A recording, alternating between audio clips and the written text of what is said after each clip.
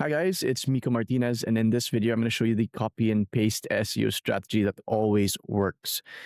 Same strategy we use to get results like this, this, this, this, this, this, and more. You get the point. If you want to get results like this, keep watching. And this video is going to be a little bit longer than my other videos, but if you can't watch a long video about SEO, then SEO is probably not for you because SEO requires patience. If you don't know who I am a Shopify SEO expert. I've been in the SEO industry for over 6 years now. I've worked on over 200 projects and I've helped scale some of them to over 7 figures in annual SEO revenue. So let's get to the video. So what is the copy and paste SEO strategy that always works? So before I get to that, I have to show you the SEO playbook that we always use to get results, right? And it's simply just this. It's technical SEO, on-page SEO or content, and off-page SEO or backlinks or link building, right? This is the same playbook we use every single time, but that's not the copy and paste part. I'll get to that later. But this is really important to know because you know that, okay, these are the things that you need to take care of when you want to optimize your Shopify store for SEO. We always start with a technical SEO audit, which is pretty much a checklist that we just go through, okay? And this is a checklist. So this is our training on technical SEO for Shopify. We actually offer this for free. If you want access to this, the link is in the description. And basically, the thing with technical SEO is it's the same for every single brand. I mean, it's the same process for every single brand. The steps or the action steps are not necessarily the same. The goal is basically to go over your website and fix common technical SEO issues on Shopify.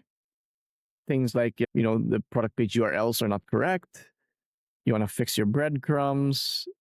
You want to remove product and blog tags from the index because these are essentially duplicate pages. You want to, do the same thing for auto-generated collection pages, like the vendor and product type collections and other default pages. So you basically just have to go through this list. And I'm not going to go through this list in detail. Again, if you want access to this, we provide this for free. The link is in the description. But when it comes to technical SEO for Shopify, you just basically have to go through these checklists and action steps and basically do these steps one by one, right? Structure data and, do a site bulb crawl. A site bulb crawl will identify things like, here, crawl errors, broken links, missing title tags, meta descriptions, and alt tags, etc., etc. So basically, you just go through a checklist to fix your technical SEO, and you basically get this out of the way, right? It's probably the easiest part of SEO. I know a lot of people who make technical SEO seem complicated, but it's actually not that complicated. On Shopify, you just have to fix common technical SEO issues on Shopify, and then do a site bulb crawl and fix the issues that site bulb identifies, right? So, and then after that, you're pretty much done with technical SEO. And then here comes the copy and paste part, right? You can actually copy and paste on-page and off-page SEO, and I'll show you exactly what I mean by that. So when it comes to on-page SEO or content, that really comes in the form of three things, right? The navigation and site structure, the shopping pages, your collection and product pages, and supporting blog content. And we'll go over each of these things one by one, and I'll show you exactly what I mean by why it's copy and paste, right? And show you an example of what I mean by that. So when you want to optimize the navigation and site structure for your website, you can basically Google your target keywords and see who's ranking for those target keywords and copy and paste what they're doing to rank for those keywords. The search engines are showing you exactly what it wants to see, what's working, right? So all you really have to do is copy and paste.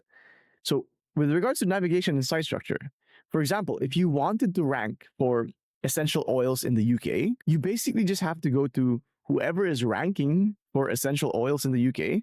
In this case, it's the Soapery, and see how they're, structuring their website. What are they doing with navigation?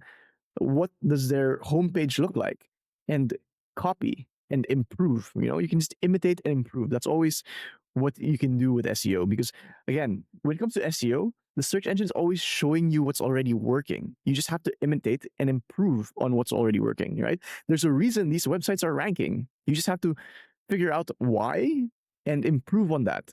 So when it comes to the SOPRI, site structure and navigation, you can see, right?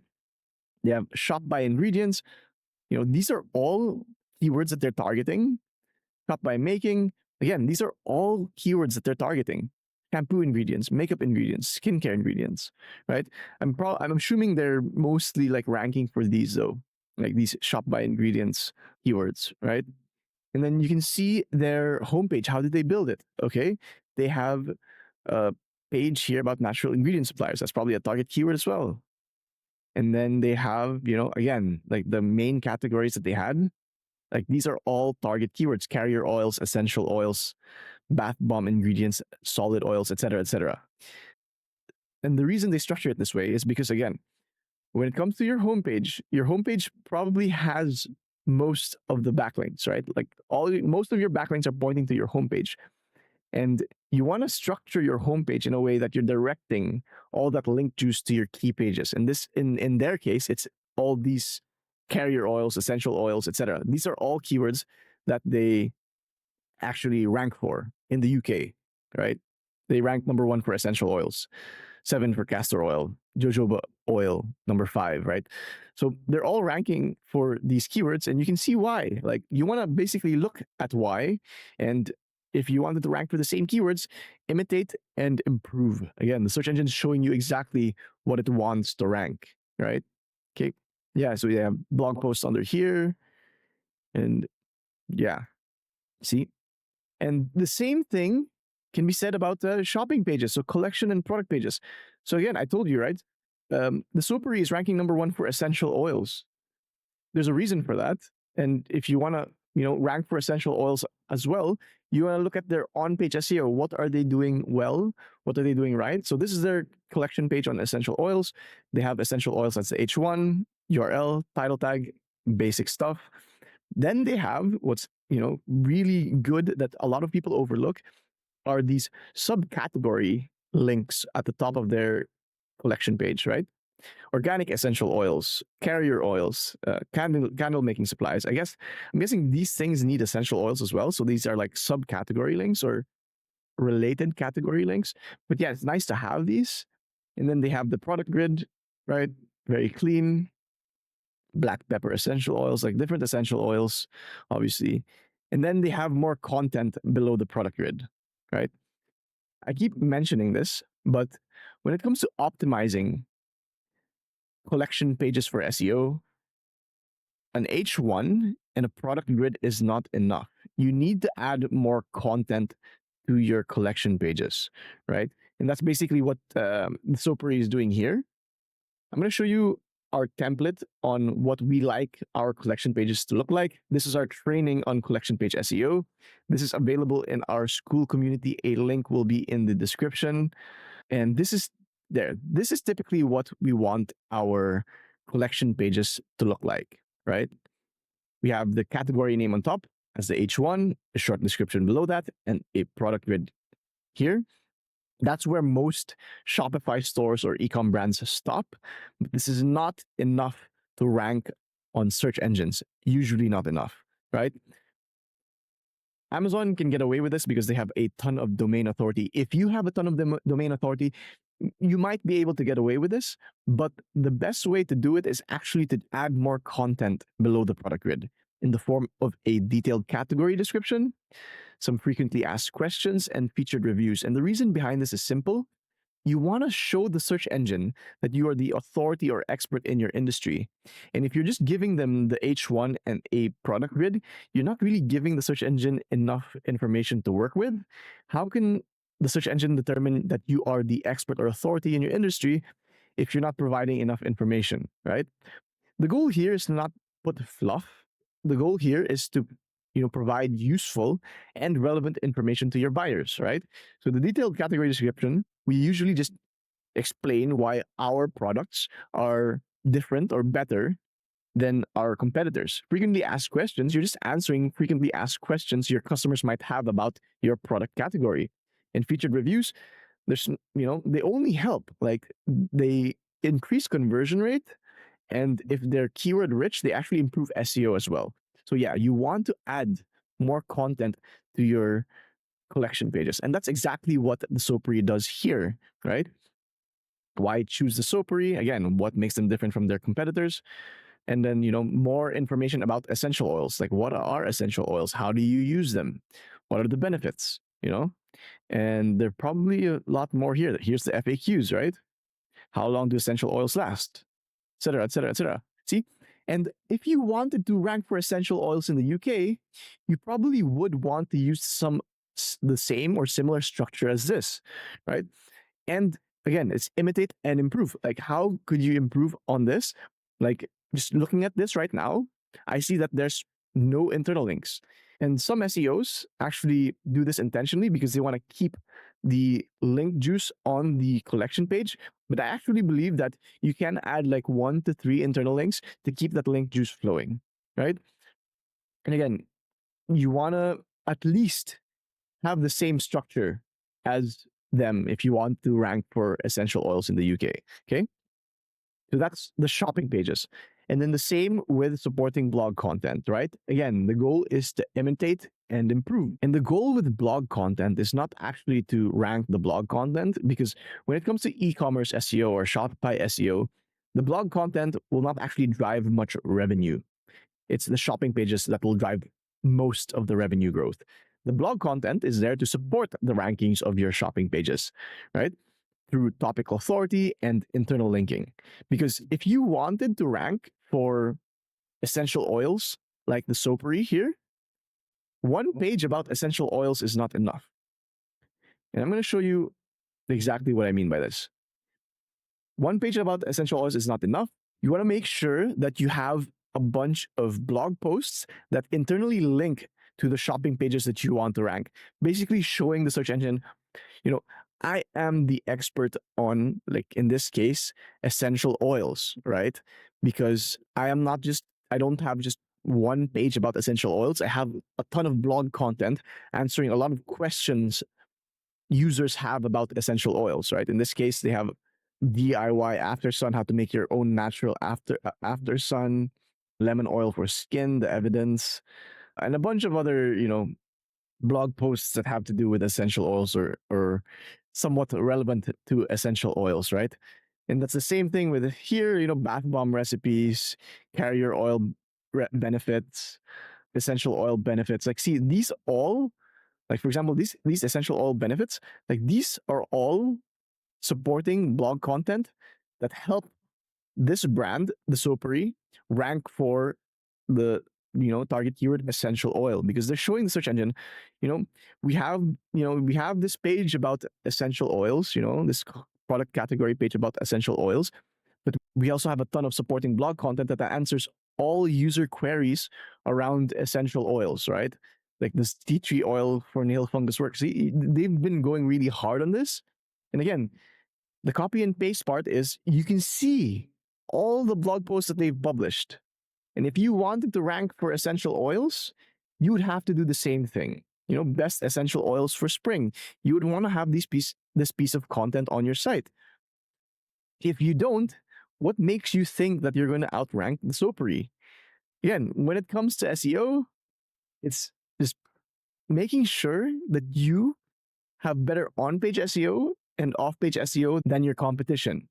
If they have more blog posts than you, if their blog posts are better than yours, then it's unrealistic to think that you're going to outrank them, right? Like, why would the search engine pick your brand over them when they have, all these optimized collection product pages? They have all these blog posts that support these shopping pages. They have all these backlinks, which we'll get to later, that link to these collection pages, product pages, blog posts, etc. Right? In the end, SEO is quite simple to understand but difficult to execute. Right?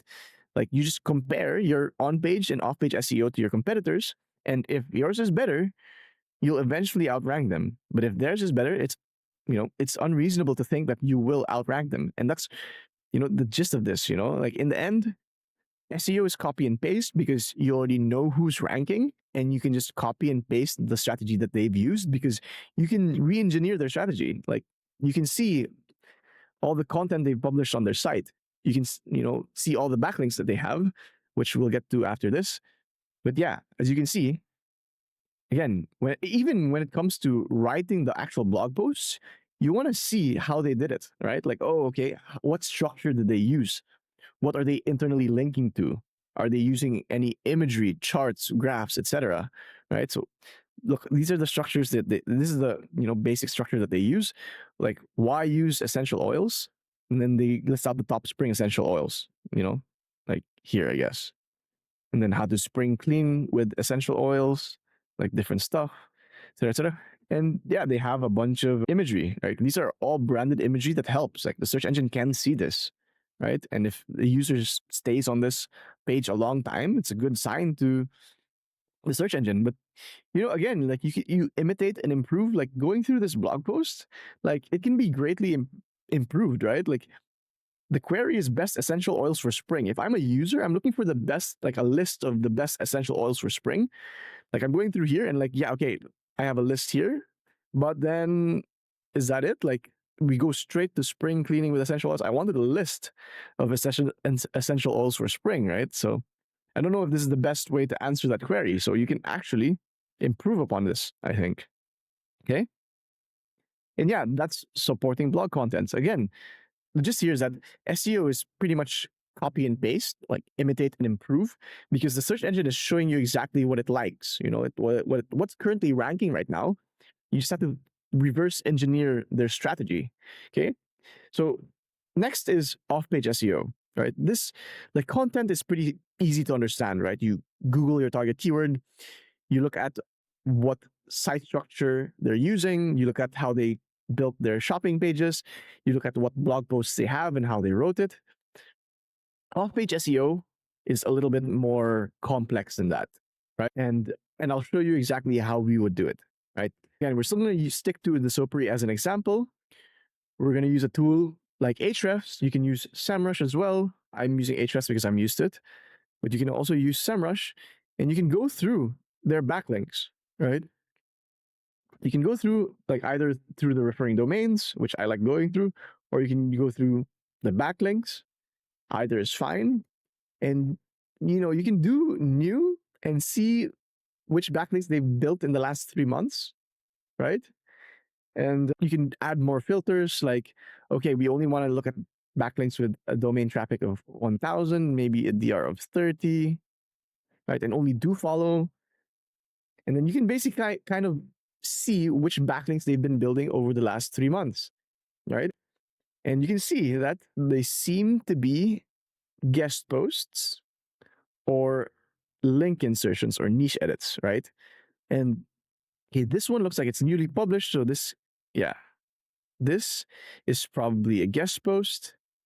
And again, you can kind of reverse engineer, okay, these are the backlinks I need, like, okay, 3 months is good, but then you kind of want to reverse engineer the whole backlink profile. Because again, if you want to outrank the SOPRI for essential oils, you need to have a better backlink profile than them. Not just to that single page, but the domain as a whole. Because when it comes to backlinks, you have to think about, okay, the types of backlinks, the strength of the backlink, where are these backlinks pointing to? Are they pointing straight to the collection page? Are they pointing to the domain? Are they pointing to a blog post that internally links to the collection page? There's a lot of things that you have to go through. But again, in the end, it's essentially copy and paste because you can see how they're doing their link building, what their backlink strategy is. And all you need to do is imitate and improve.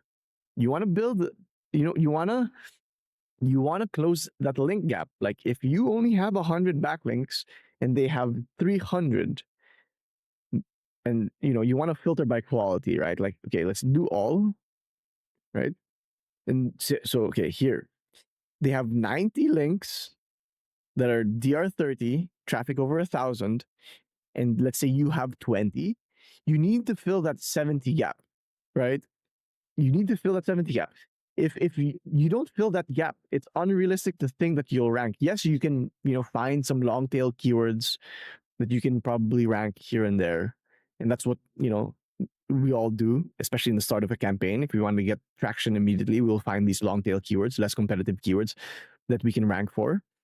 But if you want to outrank the soapery for essential oils in the UK, you need to close that link gap, right? It's unrealistic to think you'll outrank them if your content is the same or similar, but you have way less backlinks, right?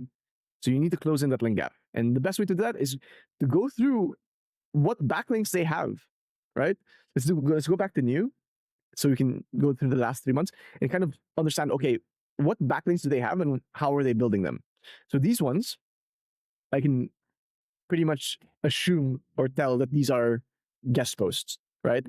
Like guest post outreach is when you reach out to a website owner and ask for, ask like, oh, can I guest post on your site? And this is probably what this is, right? Exactly. It's exactly what it is, right? It says this post is sponsored by the soapery. And then you add your link to that page, right? Cocoa powder. And then it goes to, I'm assuming their cocoa powder. Okay, it goes to their cocoa powder product page, right? And this seems to be the strategy that they're leaning on, right? Here's another one. Coconut oil versus other oils. Like this is probably a guest post as well. And a good way to determine that whether it's a guest post is on Href. It says it's a newly published link, right? The link was created with the publishing of a new page. If it's a new page, it's usually a guest post, okay? And you can always find their link here at coconut oil from here, the soapery, right? So this is probably a guest post as well. And the key here is that you can actually reach out to the same brands. You can reach out to thechocolateLife.com. You can reach out to JupiterHadley.com and ask, okay, how much for a guest post, right? And build the same backlinks. That's always the lowest hanging fruit when it comes to building backlinks.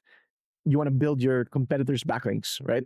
Again, it becomes one-to-one. It's not that easy, but yeah, if your competitors have links from these websites, you kind of want to have the same links from those websites as well.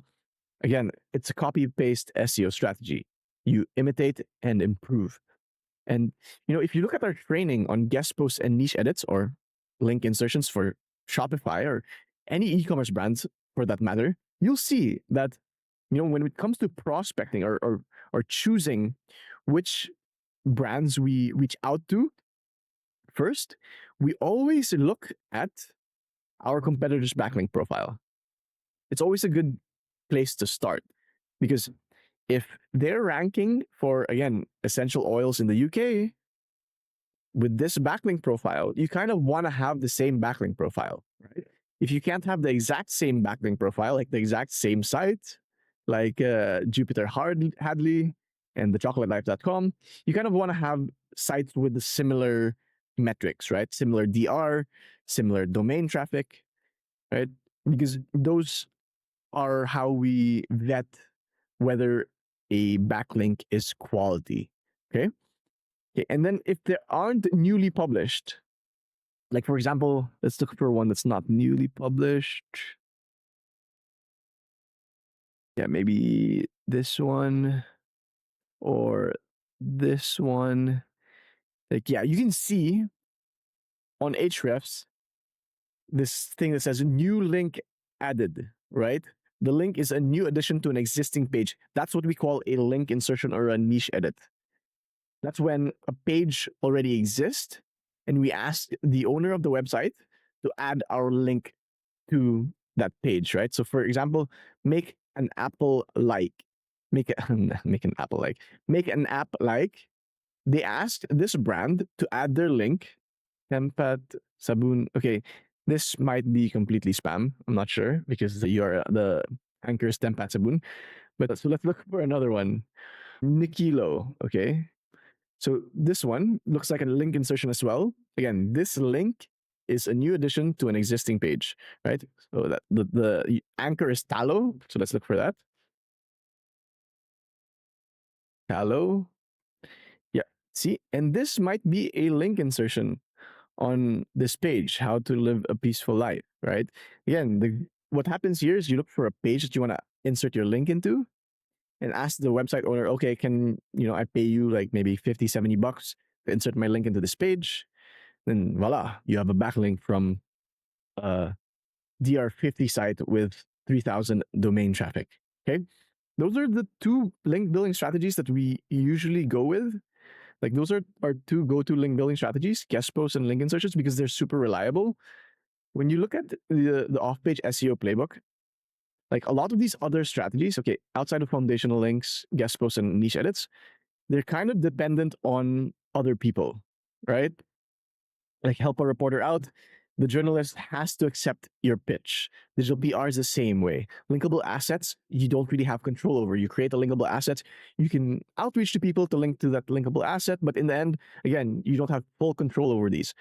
On the other hand, when it comes to guest posting and niche edits or link insertions, you can kind of set a goal and always do enough to reach that goal. Like if you wanted to do 5 backlinks a month, you can always depend on guest posts and niche edits to build those backlinks. The same cannot be said for these other link building strategies. I'm not saying that you shouldn't do these link building strategies. It's always good to diversify your link building strategies. But if you want to reliably build 5 backlinks a month to close that gap against your competitors, you kind of need to depend on guest posting and niche edits, right? And if you want to learn how we do it, there's a training in our school community. It's a pretty comprehensive and long training, and that's why this is super long to load, because we go over everything. We go over where we want to point those backlinks to, right? We go over how we do prospecting, how we find the websites we want to reach out to. Usually our competitors' backlinks first, and then, relevant websites after that. How we find the emails, using Hunter or Snove, and then how we draft the emails, what we say to get a guest post, etc., like a guest post template here. See, that's all available in our Shopify school community. The link will be in the description. Okay. And yeah, again, that's what makes, the copy and paste SEO strategy the best strategy, because you're basically looking at what's currently working and copying or imitating and improving upon that, right? And that's essentially what SEO is, because when it comes to SEO, you cannot think in absolutes. It's always you versus your competition. Like you can't expect to rank because you published a certain amount of blog posts, because you optimized your shopping pages, because you built 5 backlinks a month for 6 months. Because if you compare to your competitors and your competitor was building the same 5 backlinks a month for 6 months, plus they already had a better backlink profile than you were never going to fill that gap, right? And if you can't fill that gap, those content and link gaps, it's unrealistic to think that you're going to outrank your competitors. Okay. So yeah, I hope this was easy to understand. In the end, if you really want to rank your Shopify store, you need to follow this playbook, and you need to, again, calculate your content and link gaps between you and your competitors. And if you can fill those gaps, then ranking or outranking your competitors becomes inevitable, because again, the search engine is going to see, oh, your brand has better content, better and more content. You're basically answering more questions and you're answering them better than your competitors. Oh, this brand has more backlinks, more and better backlinks. If you do those two things well, then it's, you're eventually going to outrank your competitors, right? And if you don't, then don't be deluded. You're not going to outrank your competitors with less content and less backlinks. It's just not how it works, right? Okay. So that's it for now. I hope this video was helpful.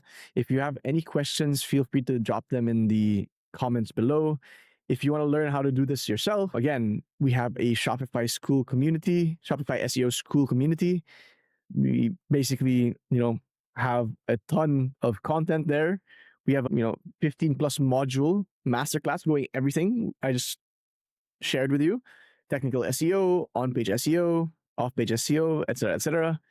And if you don't have the time to do this yourself, you can apply to work with us. And if you are a good fit to work with us, we'll get on a call. And on this call, there's no obligation to work with us. So at the very least, you end up with a free SEO consultation and an SEO action plan that you can implement on your own. So yeah, that's it for now. I hope this was helpful. Thanks for listening. Cheers.